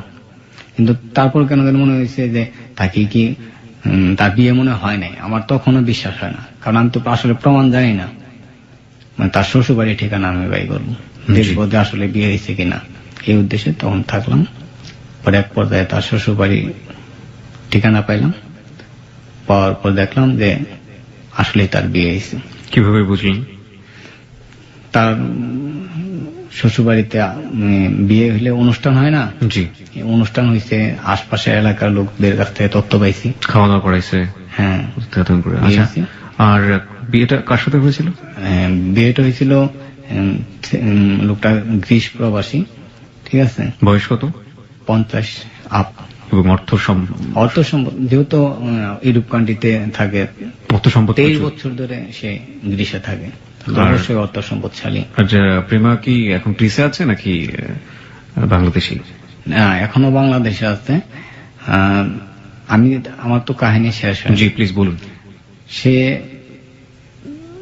তার শ্বশুরবাড়ির সন্ধান যখন পাইলাম, তখন জানলাম যে আসলে তার বিয়ে হয়েছে। তা আমার কথা হলো, জানতে পারলাম যে তার বিয়ে হয়েছে আপনার ইন্টারনেটের মাধ্যমে, মোবাইলে। আচ্ছা, ঠিক আছে, ঠিক আছে, ইন্টারনেটের মাধ্যমে, মোবাইলে আর কি, মোবাইলে বিয়ে হয়েছে। তার স্বামী এখন আসে নাই, বিদেশে আছে। তখন আমার একটু মনের মধ্যে আবার একটু সান্ত্বনা আসলো যে দেখি তাকে বোঝানো যায় কিনা। তার স্বামী যেহেতু তার মোবাইলে বিয়ে হয়েছে, তাহলে তার স্বামীর সাথে তো তার দেখা হয় না এখনো। তাহলে দেখি কোনোভাবে তাকে ফেরানো যায় কিনা, বা তাকে কেউ চাপে এরকম করছে কিনা। পরবর্তীতে তার সাথে আবার দেখা করার জন্য উদ্গ্রীব থাকলাম। তার শ্বশুরবাড়ির সামনে থেকে আমি তার ভাইরে ফোন দিলাম, একটু থ্রেট করে। আসলে আমি করব না, সেও জানে তার আমি ক্ষতি করব না। তারে বললাম যে তোমার বোনকে বলো, যদি সে আমার সাথে দেখা না করে, তার শ্বশুরবাড়িতে আমি তার অতীত জীবন বলবো। তাহলে তার মানে শ্বশুর বাড়িতে আপনার সাথে যে বিয়ে হয়েছিল এরকম কোনো কাহিনী তারা বলেনি? না, এটা সম্পূর্ণ গোপন রেখে তাকে বিয়ে দেওয়া হয়েছে। ঠিক আছে। বললে তো বিয়ে করতো কিনা জানি না, আর বিয়ে করলো তো আমার কাছ থেকে ডিভোর্স নিয়ে তারপরে বিয়ে করতো। এরকম কি বিয়ে করে? জি। পরে আমি তার শ্বশুরবাড়ির সামনে তার ছোট ভাইরে ফোন করে বললাম, মেসেজ দিয়ে বললাম যে তারা বলো আমার সাথে আমার ফোন দিতে 1 মিনিট, আর আমার যদি ফোন না দেয় তাহলে তাদের বাড়িটা দোতলা, জি। গ্রামে বাড়ি, দোতলা তার শ্বশুর বাড়িটা। হুম হুম। তার স্বামী বিদেশ থাকলে কি হবে, তাকে শ্বশুর বাড়িতে নিয়ে এসে পড়ছে। ওকে। ঠিক আছে, যে দোতলা দাঁড়ায় থাকতে বলো, দেখতে বলো তাদের বাড়ির সামনে আমি। হুম হুম। বাস্তবিক বিশ্বাস না হলে দাঁড়ায় দেখতে বলো। আর সে যদি আমার এখন ফোন না দেয়, আমি নির্ঘাত তোমার 10 মিনিট সময় দিলাম, আমি আর সত্যিই বলবো, গিয়ে সবাইকে বলে দেবো। বলে দেবো। হুম। এই মেসেজ কাজে খাটছে, আমার ফোন দিছে প্রেমায়, যে তুমি এটা কি করছো, তুমি এখানে কেন? মানে সে আমাকে দেখছে। পরে আমি বললাম যে আমি তোমার সাথে দেখা করতে চাই, তুমি তো ভুল করছো যেটা, ঠিক আছে? করে তোমার সাথে আমি দেখা করতে পারতাম, বলছি যে আমি যেটা করছি এই পথ থেকে এখন আর ফেরা সম্ভব না। জি। পরে আমি বললাম যে তোমার সাথে আমার 7 বছরের প্রেম, 3 বছর আমরা বিবাহিত সম্পর্ক হয়ে গেল, চলে গেল, আর তুমি 2 দিন ধরে তাকে এরকম ফোনে তার সাথে তোমার হয়েছে, আর তুমি এখন বলতেছো না এটা সম্ভব না, এটা করলে করতে হবে, তোমার সাথে আমার দেখা করতে হবে না, তুমি দেখা না করো তাহলে আমি কিন্তু সবাইকে বলে দেব। জি। পরে সে আমার মিথ্যাটা সান্ত্বনা দিল যে আমি তোমার সাথে দেখা করব, পরবর্তীতে জানাই যাচ্ছে তুমি এখন চলে যাও। পরে আমি ওখান থেকে চলে আসি। আসার পরে সে আমারে ফোন দেয় না, 2 দিন পর সে আমার ফোন দিয়েছে। ঠিক আছে, এই 2 দিনের মধ্যে আবার তার ভাইকে আমি অনেকবার মেসেজ দিছি, সে তো ফোন দেওয়ার কথা, ফোন দিতেছে না। আপনি চাচ্ছিলেন যে কোনোভাবে তাকে ফোনে বোঝানো যায় কিনা, বুঝিয়ে আপনার তাকে ফোনে পাইতেছি না। আচ্ছা। পরবর্তীতে 2 দিন পর থেকে সে আমার আগে সবসময় আমার সাথে ফোনে কথা বললো, অল টাইম কথা বলা শুরু করলো, মানে মাথা ঠান্ডা রাখবেন, নইলে আমার দুর্ঘটনা ঘটে যাবে। এরকম করে আমি তার এলাকাতেই সে আমাকে অনেক ভাবে বোঝাইতেছে, সে কান্নাকাটি করতেছে, তারপর অতীত জীবনের কথাও সে বলতেছে, আমিও বলতেছি, কিন্তু তার কথায় সে অনর। কিন্তু আমাকে সে সহজ সরল ভাবে, আমি তাকে তো অন্ধভাবে ভালোবেসে ফেলছি, বিশ্বাস করছি, এই সুযোগেই তো সে এরকম করছে। সে আমাকে বাড়িতে পাঠাইতে পারতেছে না, সে বলতেছে যে আমার মামারা কিন্তু তোমার ক্ষতি করতে ওকে এটা পারে। বলতো যে তুমি আমাকে ভুলে যাও, অন্য একটা মেয়েকে বিয়ে করো। সে জানে আমি কোনো মেয়ের বিয়ে করবো না, এটা জান। ওকে, ঠিক আছে। এটা কখনোই বলেনি। ওকে। পরবর্তীতে সে আমাকে বোঝাইতে থাকলো যে তুমি চলে যাও। ডিভোর্স দিত না কেন আপনাকে? ওই যে বললে যে অন্ধবিশ্বাস, যে আমি তোমার তো বিয়ে করছি, আর এটা যেটা এটা আমার ফ্যামিলির জন্য, সেটা তার মনের কথা কিনা জানি না, সে আমাকে এইভাবে বুঝাইলো যে তুমি তো আমার স্বামী, কিন্তু যেটা করছি সেটা আমার ফ্যামিলির ইয়েতে, সে আমার এটা বুঝাইছে। মানে তোমাকে কাছেও আসতে দিব না, তোমাকে ছাড়বো না, ব্যাপারটা এরকম? এরকম। আমি তো তাকে বুঝাইছি যে এটা তো তোমার ভুল, কারণ তোমার তো এটা শরীর মোতাবেক এটা অন্যায়, পাপ, সেটা মাথায় নিত না। ফোনে কথা বলতেছি, সে আমাকে নানাভাবে বুঝাইতো যে তুমি বাড়িতে চলে যাও, তোমার মা বাবা ভাই বোন আছে। আমি বলছি না, আমি তোমারে বলছিলাম যে আমি খাবো না, খাইনি। তোমার এখনো বলতেছি, তোমার সাথে যদি আমি দেখা না করি আমি বাড়িতেও কখনো যাবো না, আমি কারোর সাথে কোনো যোগাযোগ করবো না। জি। পরে সে আমাদের সাথে বললো যে আচ্ছা ঠিক আছে, আমার সামনে যোগাযোগ করতেছি। এই তো ফোনে কথা বলা ধরলো, আর নানাভাবে বুঝাইলো, কিন্তু আমি তো বুঝ মানি না। তখন তার মামারে দিয়ে আমার অ্যাটাক করলো। অ্যাটাক মানে কি ধরনের অ্যাটাক? আমাকে আবার ধরে নিয়ে আসলো। আমি কোথায় ফোনে সে জানে, তার মাধ্যমে আমার সন্ধান পায়, আমার ধরে নিয়ে আসলো। ধরে নিয়ে আসার পর আমার 2 দিন আটকায় রাখলো তাদের বাড়িতে। কি করতো আপনার সাথে সেই সময়? আমার সাথে তখন কোনো মারধর করে নাই, আমার একটা ঘরে আটকায় রাখতো। ঠিক আছে, একটা ইয়ের মধ্যে আপনি ফর্সআপ করতে দিত ওখানে। আমি তো মনে করেন একদম জেলখানার মতো। জেলখানার মতো। আর আমার তো জীবনে কোনো মায়াই নাই, কিন্তু আমি শুধু এটা ভাবতেছি যে যার ফ্যামিলির জন্য আমি এত কিছু করলাম, আর সে এরকম করতেছে কেন? আচ্ছা, আপনি এই সময়টাতে, লম্বা একটা সময়, আপনার ফ্রেন্ডদের মধ্যে আপনি জানাতেন না যে আমার সাথে আচরণ করতেছে? আপনার ফ্যামিলিকে আপনি জানাতেন না? না। কেন জানাতেন না? জানাতাম না এই জন্যই, তার সংসারে যে আমি এত কিছু করছি এটা আমার ফ্যামিলি জানতো, আমার ফ্রেন্ড সার্কেল জানতো। তারা আমাকে এমনি সরাসরি বলতো না, কিন্তু পরোক্ষভাবে জানাইতো যেটা এরকম এত বেশি করা ঠিক না। এর জন্য তোর পস্তাইতে হবে। আমি এটা বার্তাই নিতাম না, কারণ সে কখনো আমার সাথে এরকম কোনো মানে বিহেভ করে নাই যে সে আমাকে ভুলে চলে যাবে। সেটা তার আমার এখন মনে হয় যে এটা তার আগে থেকে পরিকল্পনা ছিল এরকম। আচ্ছা, না ঠিক আছে, কিন্তু কথা হচ্ছে যে যখন আপনি বিপদে পড়লেন তখন তো আপনার কাউকে না কাউকে পাশে দরকার, কাউকেই পাচ্ছেন হ্যাঁ, না আমি ইচ্ছা করলে তো অনেক সহজে নিতে পারতাম। আমি তো আগেই বলছি আমার ফ্যামিলি মোটামুটি প্রভাবশালী, কিন্তু আমি চাচ্ছিলাম না যে ওদের কোনো ক্ষতি হোক, মেয়েটার কোনো ক্ষতি হোক। আমি আসলে তাকে মনে প্রাণে ভালোবাসি, এখনো ভালোবাসি। আমি চাচ্ছিলাম না যে তার কোনো ক্ষতি হোক। ক্ষতি চাইলে তো তার বিয়েই হয় না, যেহেতু তার জি সদ্য বিবাহিত স্বামীও বিদেশে, জি আসবে 1 মাস পর। আর মানে আমি তো 1 মাস ছিলাম, 2 মাস পর আসার কথা ফোনে বিয়ে হওয়ার। আমি ইচ্ছা করলে যদি জানাই তার শ্বশুর বাড়িতে, আমি তো জানাইতেই পারি, জি। মোটামুটি কিছু হলে বুদ্ধিমান। আর তার শ্বশুর বাড়ি যেহেতু জানি চিনি, আমার আটকায় রাখতে পারবে না। আমি কখনো জানি না, এই জন্যই যে সে যদি অ্যাকচুয়ালি নিজ ইচ্ছায় করে থাকে তাহলে আমার করার কিছু নেই। ওকে, তারপর আপনাকে ঘরের মধ্যে আটকে রাখলো? 2 দিন আটকায় রাখলো, আটকায় বললো যে তোমার ফ্যামিলির লোকেরা নিয়ে আসবো। তখন আমি ভাবতেছি যে আমার ফ্যামিলির লোকেরা যদি নিয়ে আসেন তাহলে কিন্তু আমি মানে তারা আমার একটা ভয় পাইতো, তার শ্বশুর বাড়িতে আমি জানাইতেও পারি, তাদের মনের মধ্যে দুগদুগি থাকতো। একটা অস্ত্র আপনার হাতে আছে। হ্যাঁ, কিন্তু মেয়েটা জানতো যে আমি আসলে তার কোনো ক্ষতি করবো না, কারণ মেয়েটা জানে যে আমি তারে যে ভালোবাসা দিচ্ছি সেও তো আমাকে অন্ধভাবে ভালোবাসে, সে আমার কোনো ক্ষতি করবে না, এটা মেয়েটা জানতো। আর জানতো বিধায় সেইভাবে আমার ছেড়ে চলে আসছিল। পরবর্তীতে 2 দিন আমার তো আটকায় রাখলো, আটকায় রাখার পর একদিন আমি ওখান থেকে পলাইতে সক্ষম হইলাম। একটা ঘরে তো গ্রামের বাড়ি, পানি চতুর্পাশে, তখন বন্যা সিজন। জি। ওখান থেকে পলায় আসার পরে ওর ভাইয়ের মোবাইলে মেসেজ দিলাম, মোবাইল আর খুলে না, মেসেজ ডেলিভারি হয় না। তখন আমি অন্য ইয়েতে গেলাম, তার যে আদার্স ফ্রেন্ড সার্কেল আছে তাদের কাছে যোগাযোগ করলাম, কিন্তু কারোর সাথে তার যোগাযোগ নেই, কারণ ওর ফ্রেন্ড সার্কেল তো সব জানে যে তার মানে তার লাইফটা কাটছে আমার এলাকায়।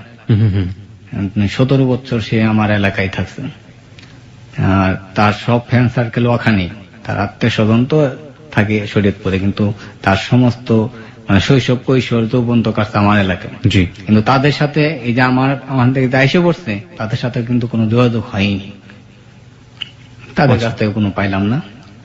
পর আবার সেই রিক্স নিয়ে এক ঠিকানা তার শ্বশুর বাড়ি গেলাম। আমার খুবই রিক্সে গেছি, কারণ প্রতিনিয়ত আমার তো তারা ক্ষতি করতে পারতো, মনের মধ্যে একবার ভয় আবার লাগে যে না আমার জীবন রেখে আর কি করবো, কিন্তু কখনো এটা মনে হয় না যে আমি আত্মহত্যা করবো বা আমার জীবন শেষ করে দেবো, এটা মনে হয়নি। কিন্তু আপনার এটা মনে হচ্ছে যে কোনো মুহূর্তে আপনাকে ওরা মেরে ঠেলে ফেলবে। এটা আমি সবসময় আর ছোট্ট 4-5 টুকরা পকেটে আমার কিছু কথা লিখে রাখতাম। কি লিখে রাখতেন আপনি? যে দেখেন আমি কিরকম তাকে ভালোবাসি, এই অন্ধবিশ্বাস রাখতাম যে আসলে তারা আমি ভালোবাসি, মানে তার যেন ক্ষতি না হয়, লিখে রাখতাম যে না আমার মরার জন্য আমি দেয় নিজ ইচ্ছায় এরকম করছি। তারা যে মারতো, যদি আমার মারিয়ে ফেলতো কেউ আটকাইতো না। মানে আপনি ভেবে রেখেছিলেন যে আপনাকে যদি মেরেও ফেলে তাহলে এই মৃত্যুর জন্য যেন ও কেউ ওই যেন দায়ী না হয়, এরকম। আমরা গল্পের প্রথম 11 বছর প্রেমার সাথে আপনার বয়সের পার্থক্য ছিল 11 বছর। ওকে। আর মুমতাহিনা মাহি লিখেছে, আমি মাহি, আমি রামপুরা থেকে বলছি, গল্পটা শুনতে ভালো লাগছে। আচ্ছা চলুন আমরা শেষের দিকে যাই। তো আপনি যেটা বলছিলেন যে কথাবার্তা হতো আপনার স্ত্রীর সাথে, আমি স্ত্রী বলি কারণ সে তো আপনাকে ডিভোর্স দেয়নি তখনও। এরকম কথাবার্তা হইতো। আমি গল্পের লাস্ট দিকে এসে বলছি, সময় নাই। তো পরবর্তীতে সে আবার কথা বলা অফ করে দিল। তখন আমি বুঝতে পারলাম যে না, তার সাথে আর এরকম বারবার জোর করে সেও অন্ধভাবে বিশ্বাস করে দেয় না আসলে তার কোনো ক্ষতি করবো না, আর আমার মন থেকেও চাই না আমি তার কোনো ক্ষতি করি, কারণ তার ক্ষতি করতে চাইলে তো আমি অনেকভাবে করতে পারতাম, কারণ আমার কাছে সমস্ত কাগজপাতি আছে, সে আমার বিবাহিত স্ত্রী। তার শ্বশুর বাড়িতে জানলে হয়তো বা তাকে সবকিছু জানিয়ে নিতেও পারতো, নাও নিতে পারবো, সেটা তাদের ব্যাপার, কিন্তু তার অতীত জীবনটা তো আমার সাথে জড়ায়।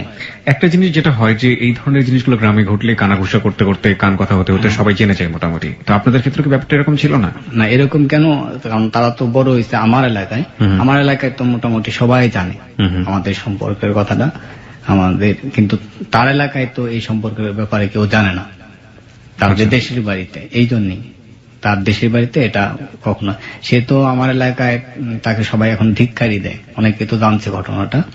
তো আমি যে 2010-এ বাড়ি থেকে আসছি, এখন পর্যন্ত আসলে আমি এখনো বাড়িতে যাইনি, বাড়ি কারোর সাথে, যেখানে আমার শৈশব কৈশোর কাটছে। কেন জান আপনি? আমি যাই না আসলে, লজ্জা না, কারণ আপনারা ভাবতে পারেন যে আমার লজ্জা, যে আমার বন্ধু বান্ধব বা আমার আত্মীয় স্বজন তারা বলবে যে বউ ভাইকে চলে গেছে। হ্যাঁ, বউ ভাইকে চলে গেছে, অথবা তার ফ্যামিলির তুই এত কিছু করলি আর এরকম চলে গেল, এরকম এগুলো কোনো লজ্জার কারণে না। আমি আসলেই তাকে মনে প্রাণে ভালোবাসি, আর এই কারণে তার কোনো ক্ষতি আমি করতে চাইনি। আর সাধারণত এরকম এক পর্যায়ে